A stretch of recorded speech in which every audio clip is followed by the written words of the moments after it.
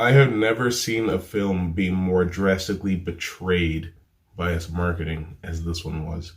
Holy shit. Man.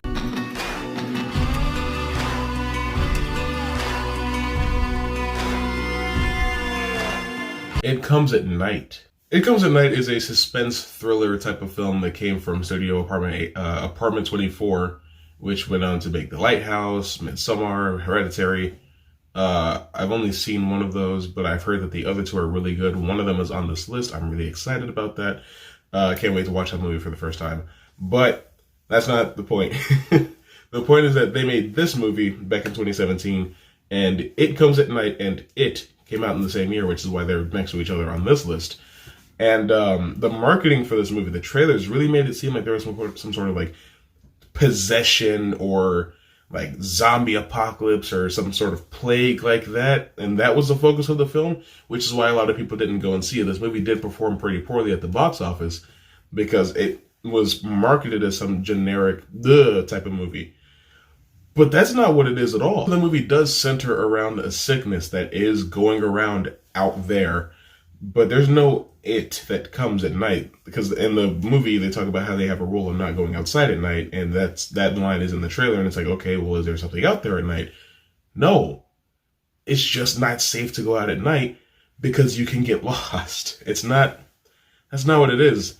Like the beginning of the movie, it's like, okay, we live in this place, we're sheltered, we're very careful about keeping ourselves alive, and then this other guy shows up. You got it, Joel Edgerton, right, as the main character in this movie, which, by the way, has nobody considered Joel Edgerton for Joel Miller? I mean, I know this Last of Us series is coming out, and I don't think that they have a Joel yet. I think Joel will do a pretty good job. Anyway, captures the guy, leaves him out there for a while to make sure that he's not sick, because apparently the disease takes about a day to incubate, and then you'll start showing symptoms, and then you'll probably die. So they leave him out there for about a day, and then to come to find out that the guy broke into the house because he was trying to find water for his family. So you have this guy's family and Joel Edgerton's family, and it's like, okay, I kind of see where this is going now.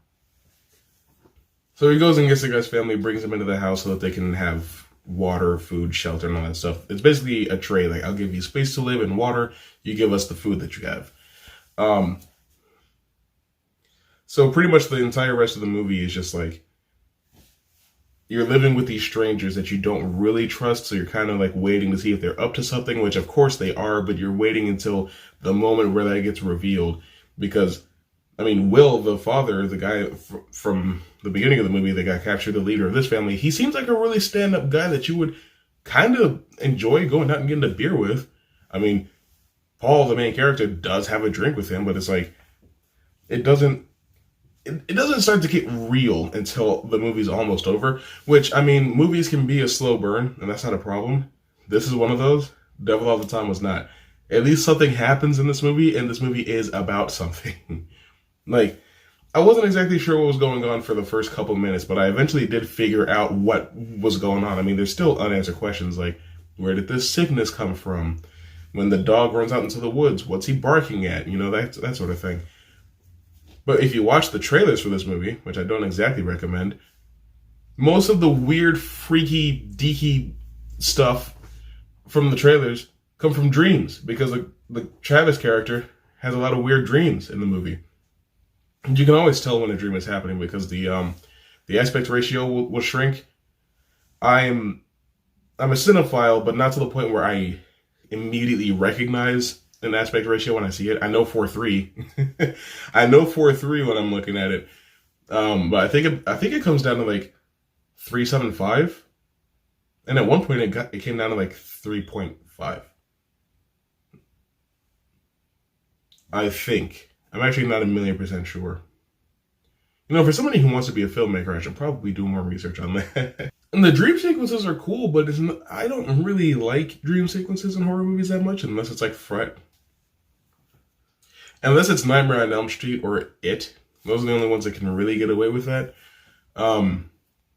But, like, this one, it works. Like, it's all thematic. There's a lot of really good thematic imagery in this movie, which I really appreciate.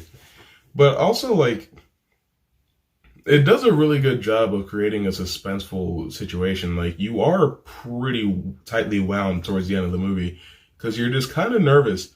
It's like, I don't really know what's about to happen, and I'm not going to pretend like I do. Like, the last 10 minutes of this movie, Kino. I will say, though, the movie goes on for like 1 minute longer than I thought it should have. There's a shot in this movie that really should have been the final shot, but it wasn't. Because, okay, spoilers for It Comes at Night. Go watch it. It's on Netflix if you haven't seen it. Go watch As Above, So Below, then watch It Comes at Night, and then come and watch the rest of this review, alright? So it of course turns out that the other family has the sickness. The little boy is infected with whatever this virus or plague or fungus is, and he gives it to Travis, which is Paul's son. So Travis finds out that Andrew, the kid, is sick, and I'm like, well, if he's sick, then so are you, and if you're sick, so are they. You know what I mean? But there ends up being this whole tiff, and Will, his wife Cam, and the son Andrew all get shot and killed. And then Travis starts showing symptoms and he dies from the disease, which is actually shown in a really cool way. I like the poetry of him walking into the door. But after that, because like you see him coughing up blood or whatever the fluid is, it looks like fucking embalming fluid. And I was like, okay, he's sick for sure. That should be the last shot, because then it could be open to interpretation whether or not Paul and his mother end up getting it and they die too. Then you see Travis die, and then Paul and his wife are sitting at the table looking at each other, and that's the final shot. And I'm just like, I get it. It is still up in the air whether or not they have it and they're going to die. I'm pretty sure they died. I'm not gonna... Don't watch an ending explained video. Those shits always ruin... Those shits always ruin open-ended endings. But watch my Tenet ending explained video. But it's like, I really just wanted to have that dangling a little bit more. I don't know. Because it feels like there's a more definitive answer than I would like for there to be, given the situation that the characters ended up in. That's really it. But I don't really have any complaints about this movie outside of that. This is a really solid film. The acting is top-notch. The directing is great. The lighting, the staging, the atmosphere. This movie has it abound. It is really solid. I legitimately do think that if this movie wasn't on Netflix, it would be worth buying on Blu-ray. I would like to watch this movie again tonight, but I got to keep moving forward. I'll just come back and revisit it when the thing is over.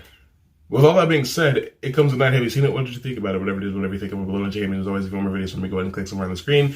And be sure to check out Jedi's review on the movie. I'll see you soon.